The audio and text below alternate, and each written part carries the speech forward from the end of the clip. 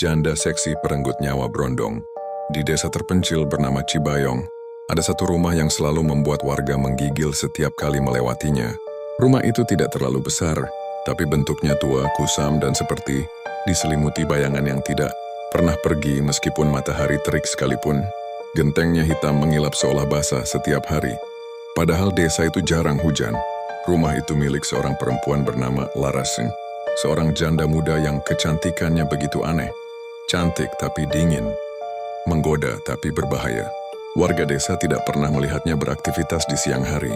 Laras hanya terlihat pada malam-malam tertentu, ketika embun turun lebih cepat dan suara jangkrik mendadak hilang.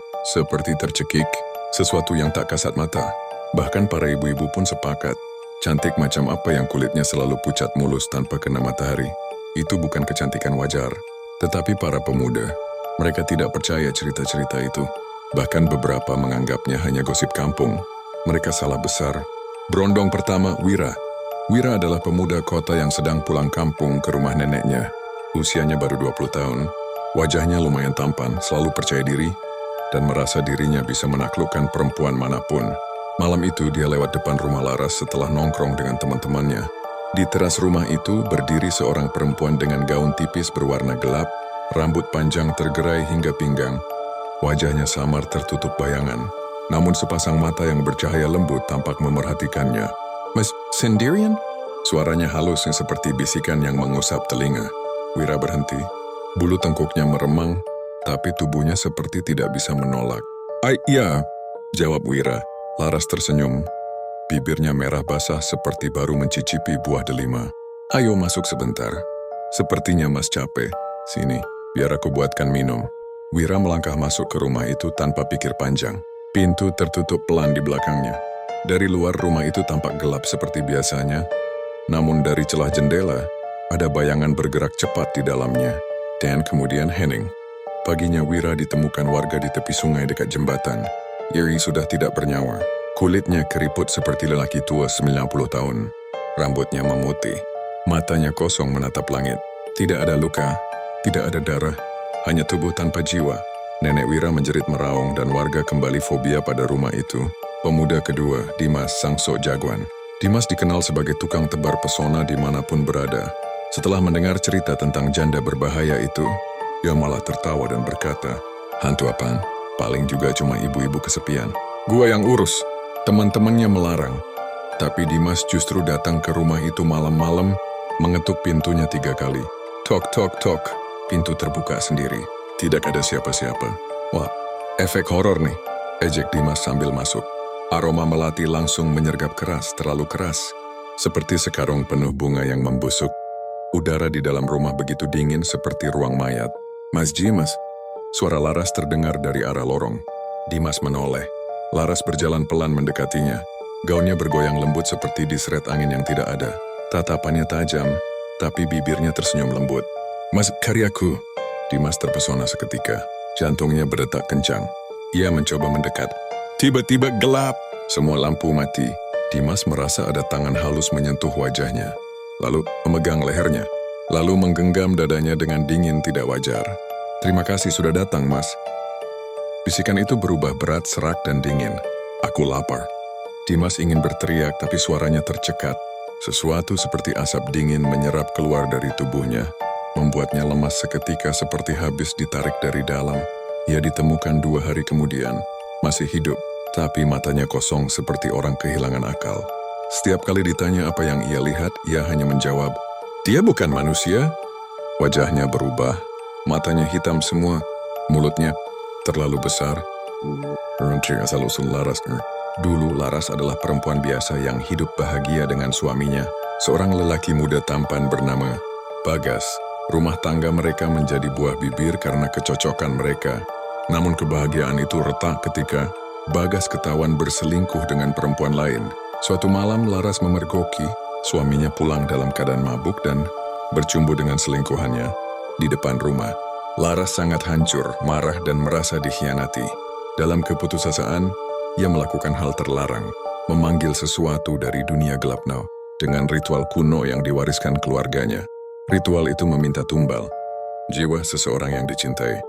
Dengan mata berlinang dan tangan gemetar, Laras menusuk dada suaminya sendiri. Bagas mati seketika, dan tubuhnya menghitam dalam sekejap. Sejak malam itu Laras tidak lagi sama. Kecantikannya justru semakin kuat. Tidak wajar, tidak manusiawi. Namun ia harus membayar harga. Ia harus menyerap jiwa lelaki muda untuk bertahan hidup. Dan itulah yang dilakukannya hingga kini. Precinct 4, korban ketiga, Reno, pemuda tukang jemput online. Reno tidak pernah berniat mendekati rumah Laras. Ia hanya lewat karena harus mengantar pesanan makanan ke rumah sebelah. Saat melintas, seseorang memanggilnya. Mais, sebentar. Laras muncul dari balik pintu.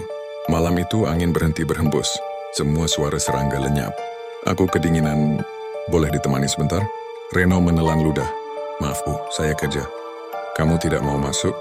Suara Laras berubah lembut, hampir seperti hipnotis. Reno merasa pikirannya mengabur. Tubuhnya bergerak sendiri mengikuti Laras ke dalam rumah. Saat pintu tertutup, ia baru sadar. Rumah itu tidak terlihat seperti rumah biasa.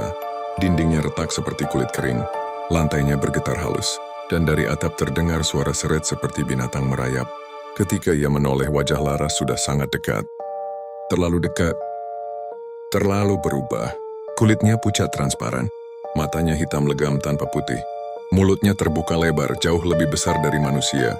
Laras berbisik tepat di telinga Reno. Aku suka yang polos seperti kamu. Jeritan Reno menggema di dalam rumah itu. Tapi tidak ada yang berani mendekat. Ia tidak pernah ditemukan. Hanya motornya yang jatuh di depan rumah Laras, dan helmnya tergeletak dengan goresan panjang seperti cakaran. Puncak teror, warga mengambil tindakan. Setelah beberapa pemuda hilang dan mati mengenaskan, warga sepakat untuk mengusir Laras.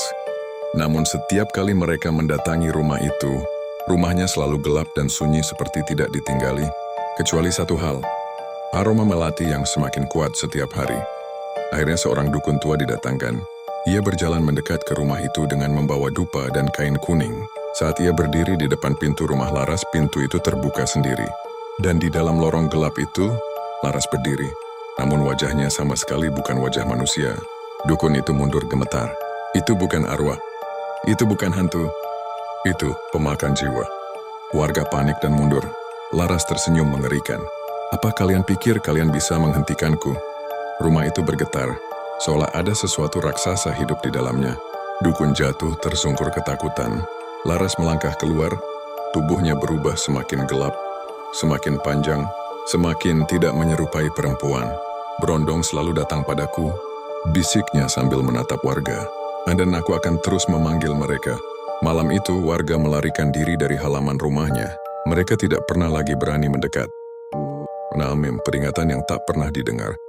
Sejak kejadian itu, warga memasang pagar bambu besar di depan rumah dengan tanda dilarang masuk.